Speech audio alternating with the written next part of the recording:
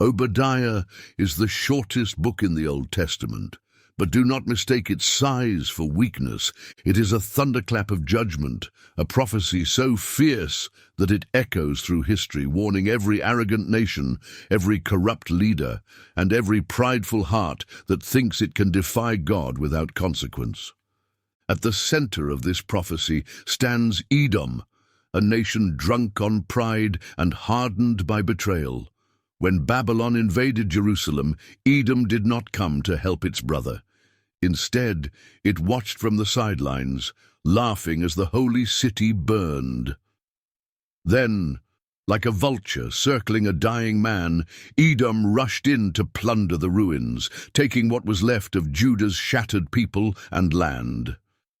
But God saw it all, and he would not stay silent. As you have done, so it will be done to you. This was God's message to Edom. Pride leads to destruction. Betrayal brings judgment. But here's the real question. Is this prophecy only about Edom, or is it also about us? Look at the world today. Nations built on power, wealth, and arrogance, believing they are untouchable. People ignoring the suffering of their neighbors, or worse, profiting from their pain. Leaders making decisions not based on righteousness, but on selfish gain. The warning of Obadiah is still alive today. It speaks to every empire, every leader, and every heart that stands proud, unrepentant, and defiant before God. And yet this book is not just about judgment, it is also about justice, because no matter how powerful the wicked may seem, God is in control. He will bring down the proud and lift up the humble. He will restore what has been broken and make all things right. We put a timestamp for each video in the description, so you can easily go to topics that interest you the most. If this deep Bible stories video gives you a fresh perspective on the book of Obadiah, share it with someone who needs to hear this message. We've also converted our most popular videos into eBooks, so be sure to check the link in the description. And if you'd like this video in ebook format, let us know in the comments. Now let's dive deeper into the prophet Obadiah and uncover the man behind the message. Obadiah's name means servant of Yahweh, but beyond that, the man himself is a mystery. No grand introductions, no details about his tribe, his family, or his life before this prophecy. No personal struggles, no dramatic calling. Nothing except his message.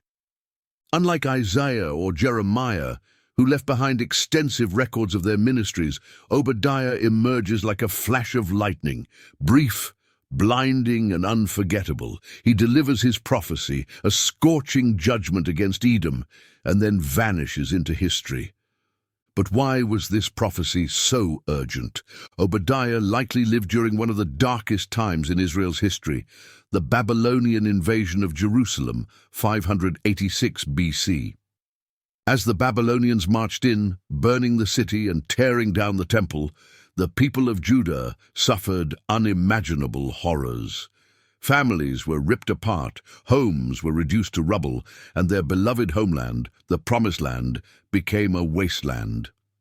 And Edom, their own relatives, their own bloodline, the descendants of Esau, instead of helping, they stood by and watched.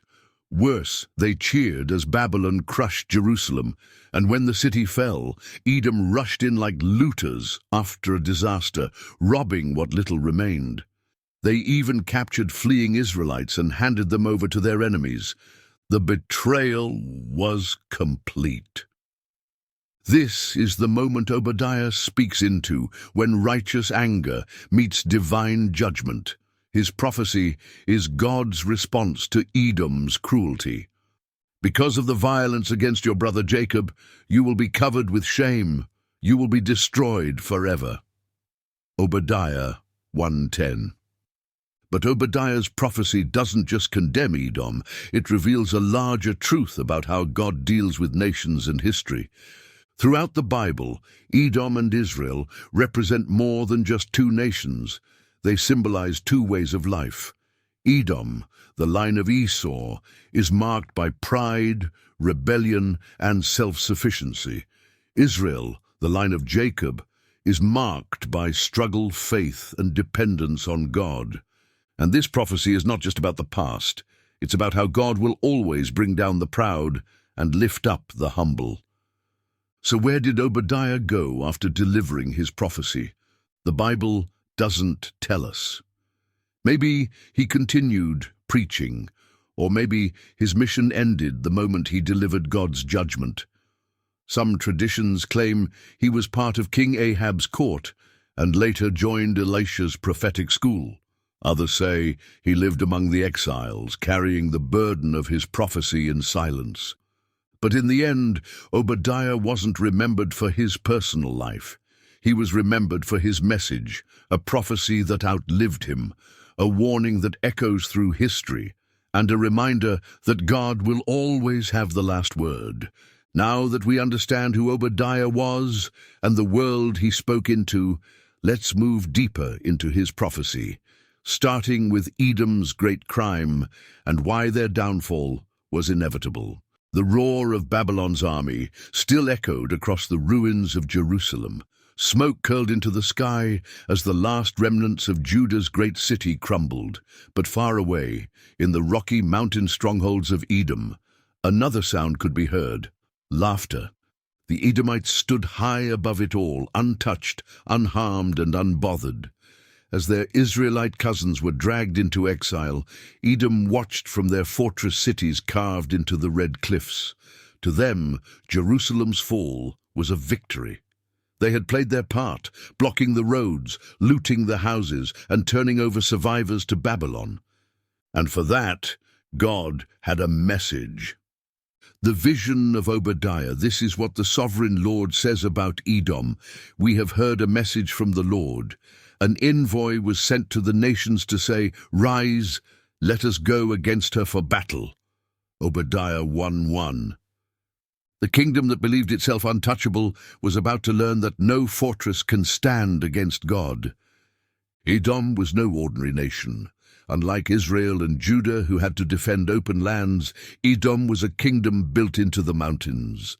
Their capital, Selah, was carved into towering rock faces, surrounded by sheer cliffs and deep canyons. They were the fortress nation, impossible to invade, impossible to conquer. You who live in the clefts of the rocks and make your home on the heights, you who say to yourself, "Who can bring me down to the ground?" Obadiah 1:3. Edom trusted in three things: their location. Their cities were practically fortresses. No army could reach them.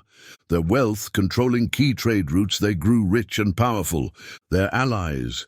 They had treaties with surrounding nations, believing they were politically untouchable. Edom laughed at destruction because they believed they were too high to be touched, too rich to be ruined, too strong to be conquered. But God was about to shatter that illusion. Though you soar like an eagle, God's warning. In their pride, Edom imagined themselves above the reach of judgment. But God's message through Obadiah was clear. Though you soar like the eagle and make your nest among the stars, from there I will bring you down, declares the Lord. Obadiah 1:4. No height is too high for God. No fortress is impenetrable to his justice. No wealth can buy immunity from his judgment. The very things that made Edom feel secure would become their downfall. Their mountain cities would not shield them. Their gold and silver would not save them. Their allies would betray them. All your allies will force you to the border. Your friends will deceive and overpower you. Those who eat your bread will set a trap for you, but you will not detect it. Obadiah 1:7. The same nations they trusted would turn against them. Their political strength would crumble overnight. Their own people would fall into chaos and confusion. And when the time came, no one would come to save them. Edom's prideful fall is not just a story from ancient history. It's a warning to every empire, every government, and every person who believes they are untouchable. Think about today's world powers. Nations boast of their military strength, believing no enemy can defeat them. Economies grow rich and powerful, assuming prosperity will last forever. Leaders trust in their alliances and technology, thinking human intelligence can solve every crisis. But history tells a different story. The Roman Empire ruled the known world until it collapsed from within. The British Empire spanned continents until it shrank into a fraction of its former self. The Soviet Union seemed unstoppable until it dissolved in a matter of years. No kingdom lasts forever, no nation is too big to fall. And what about us as individuals? How often do we fall into the same prideful thinking as Edom? I don't need God. I built this life for myself. No one can bring me down. But Obadiah reminds us that the higher we lift ourselves up, the harder we fall. The pride of your heart has deceived you. Obadiah 1:3. Edom's story is a lesson in what happens when pride blinds us to reality. Did Edom really fall? Yes, and it happened exactly as Obadiah prophesied. History records that the Babylonians, the same nation Edom had partnered with against Israel, later turned on Edom. The Nabateans drove them out of their mountain cities. By the time of Jesus, Edom, now called Idumea, was barely a shadow of its former self. After the Roman conquest, Edom completely disappeared. Today, there is no Edomite nation. They vanished just as Obadiah foretold. Edom fell because they put their trust in themselves instead of God. So let's ask ourselves, are we placing our security in things that can collapse? Do we believe we are too strong to fall? Are we watching others suffer and thinking it will never happen to us? Obadiah's prophecy is a mirror to every proud heart, every arrogant leader, and every nation that trusts in its own power.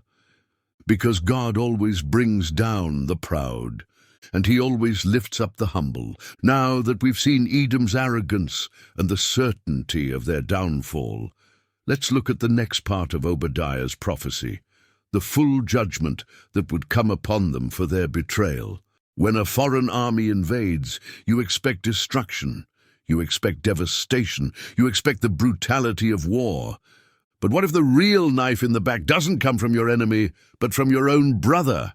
That was Edom's greatest sin. They weren't the ones who invaded Jerusalem. They didn't set fire to the temple. They didn't drag God's people into exile. But they stood there and watched, and worse, they cheered. Because of the violence against your brother Jacob, you will be covered with shame. You will be destroyed forever. Obadiah 1:10. Israel and Edom were not just neighboring nations, they were family. The Edomites were descendants of Esau, the twin brother of Jacob, whose name was later changed to Israel. Their bloodlines were intertwined from birth. But centuries of rivalry, jealousy, and bitterness had turned brotherhood into hatred. So when the Babylonians stormed through Jerusalem, killing, enslaving, and burning the city to the ground, Edom stood by and did nothing. Actually, they did worse than nothing. On the day you stood aloof, while strangers carried off his wealth, and foreigners entered his gates and cast lots for Jerusalem, you were like one of them. Obadiah 1:11. When Judah screamed for help, Edom was silent. When Babylon dragged away captives, Edom pointed and laughed. When refugees ran for their lives, Edom blocked their escape. They didn't just ignore their suffering, they profited from it. And God saw every moment of their betrayal. Think about the moments in history where betrayal shook the world. Judas and Jesus, a disciple, a friend, selling his Lord for 30 silver coins. Brutus and Caesar, a trusted ally, whispering in the dark before striking the final blow. The Holocaust, neighbors who had lived together for centuries suddenly turning on each other. Betrayal is not just about actions. It's about the trust that is shattered. And Edom's betrayal was not just political, it was personal. You should not have God's list of Edom's crimes. Obadiah lists 7 charges against Edom. Each one begins with the phrase, "You should not have." 1. You should not have gloated over your brother in the day of his misfortune. Obadiah 1:12. Instead of compassion, Edom celebrated Jerusalem's fall. 2. You should not have rejoiced over the people of Judah in the day of their destruction. They saw their own flesh and blood suffering and smiled. 3. You should not have boasted so much in the day of their trouble. Edom thought they were superior, believing Israel's downfall proved their strength. 4. You should not have marched through the gates of my people in the day of their disaster. Obadiah 1:13. As Jerusalem fell, Edomites walked right in, looting homes and taking what was left. 5. You should not have looked down on them in their calamity. They treated Israel like garbage, worthless, forsaken beneath them. 6. You should not have seized their wealth in the day of their disaster. Edom took what Babylon left behind, stripping Jerusalem bare. 7. You should not have stood at the crossroads to cut down their fugitives. Obadiah 1:14. The worst crime of all, they hunted down their own brothers. When the survivors tried to flee, Edom blocked the roads. When the weak and wounded begged for mercy, Edom captured them and handed them over to Babylon. And for that, God's judgment would be inescapable. This isn't just history, this is a warning for today. How many times have we, like Edom, turned a blind eye to suffering? When injustice happens in our communities, do we speak up or stay silent? When a friend struggles, do we help or gossip about their failures? When the world suffers, do we act or do we watch from a distance, thinking it doesn't affect us? Edom's crime was not just what they did, it was what they refused to do. And today, many nations and individuals are guilty of the same sin. Throughout history, betrayal has led to the downfall of great nations. The fall of Constantinople, 1453. European nations promised aid but did nothing, watching as the once mighty Christian empire was swallowed by the Ottoman Turks. The Munich betrayal, 1938. European leaders abandoned Czechoslovakia to Hitler, choosing political convenience over justice. The Rwandan genocide, 1994. The world stood by as nearly 1 million people were slaughtered in 100 days. When the strong refuse to stand up for the weak, when nations look the other way, when people choose silence over righteousness, history shows what happens next.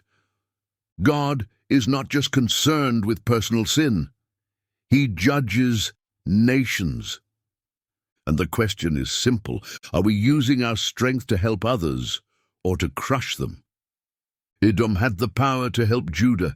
Edom had the opportunity to do the right thing. But instead, they chose betrayal. And because of that, they would be wiped off the map. You will be covered with shame. You will be destroyed forever. Obadiah 1:10. The message is clear. If you see injustice, don't stand by. If you witness suffering, don't stay silent. If you have the power to help, don't refuse to act. Because God sees everything, and He holds us accountable for the moments when we could have made a difference, but chose to do nothing. Edom's story is a warning, but it's not the end of the prophecy. If this message has moved you, share this deep Bible stories video with someone who needs to hear it. If you want this video in ebook format, let us know in the comments. Now that we've seen Edom's betrayal and its consequences, the next section reveals what happens when God finally brings justice on the day of the Lord. For a long time, Edom thought they had escaped justice. They had betrayed their brothers, looted their cities, and handed over their refugees. But where was the punishment? Where was God? As time passed, the Edomites grew comfortable in their arrogance. They lived in their high mountain fortresses, believing they were untouchable.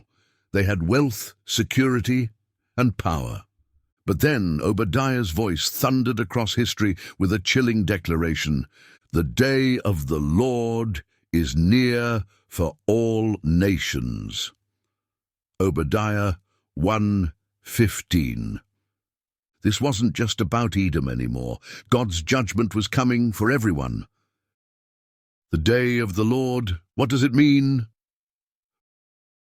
Obadiah introduces a concept that echoes throughout the Bible: the day of the Lord. It's not just one event, it's not just one day, it's a divine reckoning, a moment when God steps into history to judge the wicked and rescue the righteous. Throughout Scripture, the day of the Lord refers to moments of judgment that happen in history and the ultimate final judgment at the end of time. For Edom, that day was coming fast, but for the rest of the world, Obadiah makes it clear: this warning is for every nation, every empire, every person. No one is safe from the day of the Lord. As you have done, so it will be done to you. As you have done, it will be done to you. Your deeds will return upon your own head. Obadiah 1:15. This is one of the most terrifying statements in the Bible. God wasn't going to judge Edom based on what Babylon did. God wasn't going to punish the nations based on what their ancestors did. They would be judged based on their own actions. They stood by while others suffered. Now they would suffer. They laughed at destruction. Now they would be destroyed. They took what wasn't theirs. Now their wealth would be taken away. Divine justice is perfect. You will reap exactly what you sow. This isn't just about Edom. Obadiah warns that every nation will face judgment. Think about the great empires of history, the ones that seemed invincible. Babylon burned to the ground. Persia crumbled from within. Greece faded into history. Rome shattered into ruins. Every empire that thought it was too powerful to fall, fell. And what about today? Nations rise and fall, economies collapse, corrupt leaders are exposed, kingdoms that once seemed unstoppable fade into the past. The lesson is clear: no nation is immune to God's judgment. What happens when a society builds its strength on oppression, greed, and betrayal? History tells us exactly what happens next. Obadiah's prophecy turns from warning to devastation. The house of Jacob will be a fire, the house of Joseph a flame, the house of Esau will be stubble. Obadiah 1:18. Fire versus stubble. One lasts, one is consumed. Edom thought it was safe, but Obadiah declares it will be burned to nothing. The very nation that stood by as Jerusalem burned would now be consumed by fire.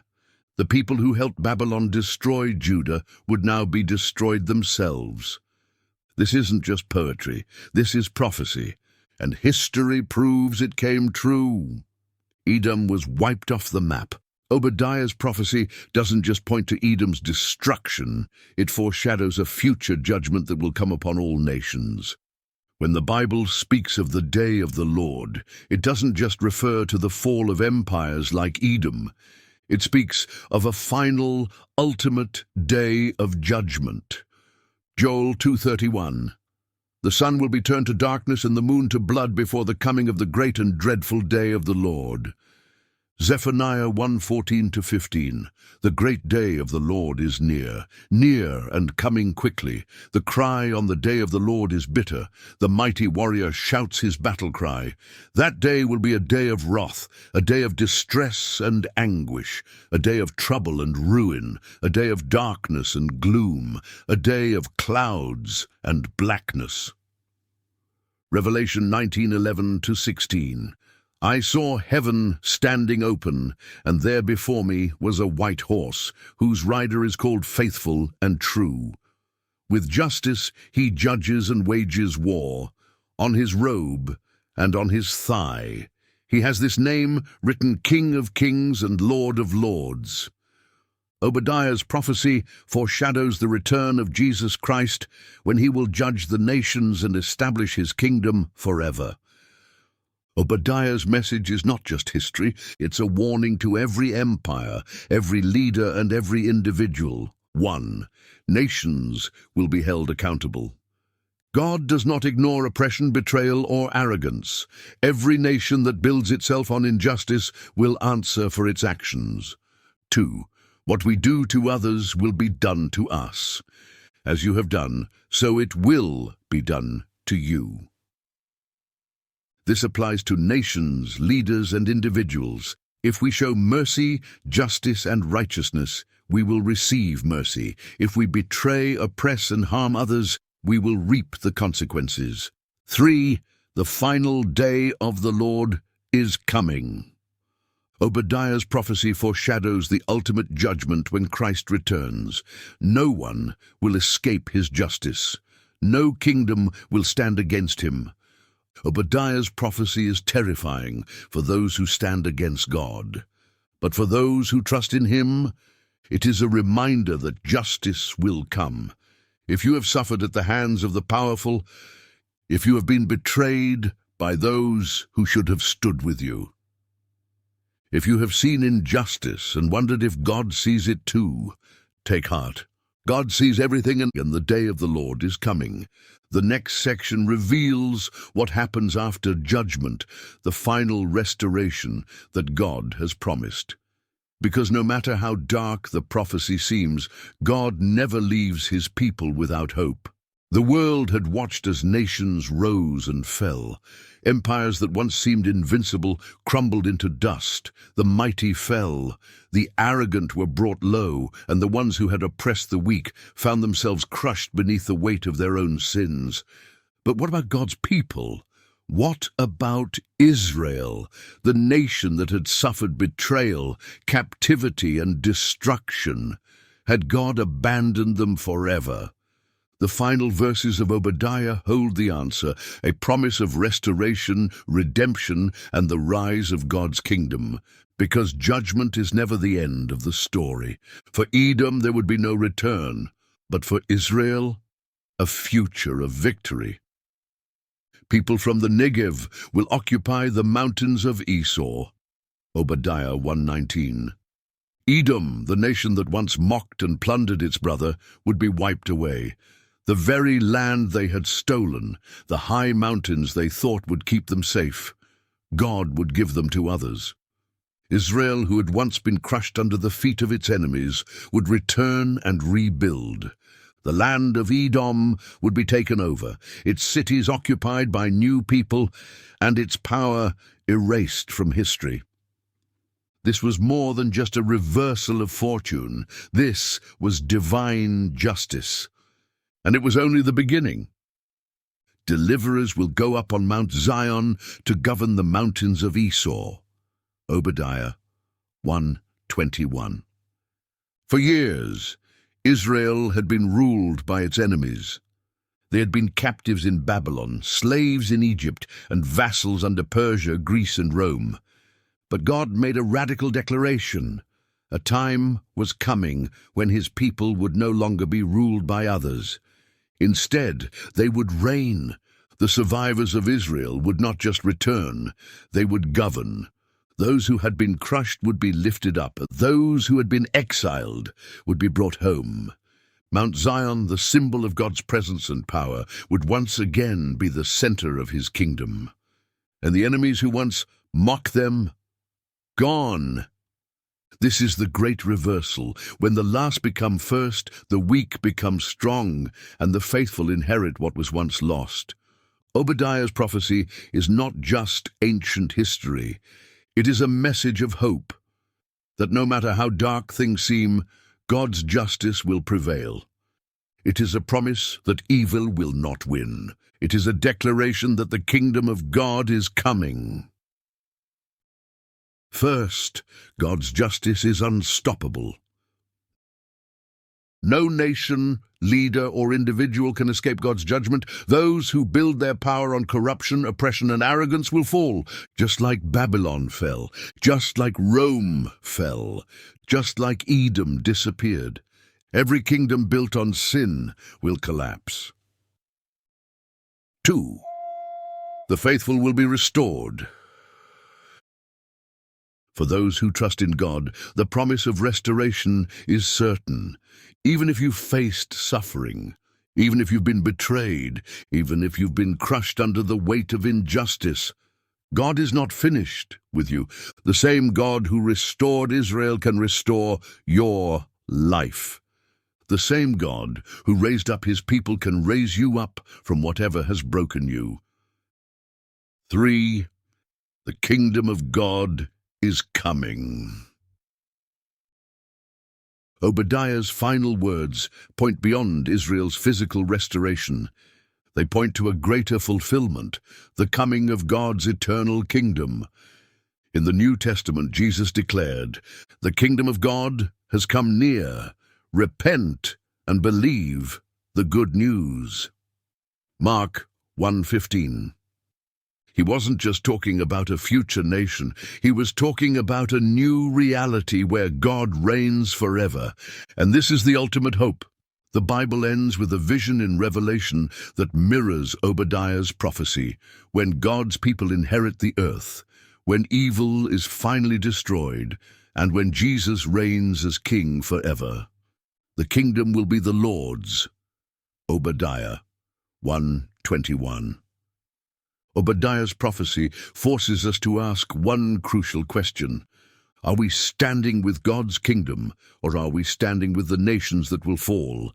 Are we living for ourselves, building empires that will fade? Are we ignoring injustice, like Edom did when Jerusalem burned?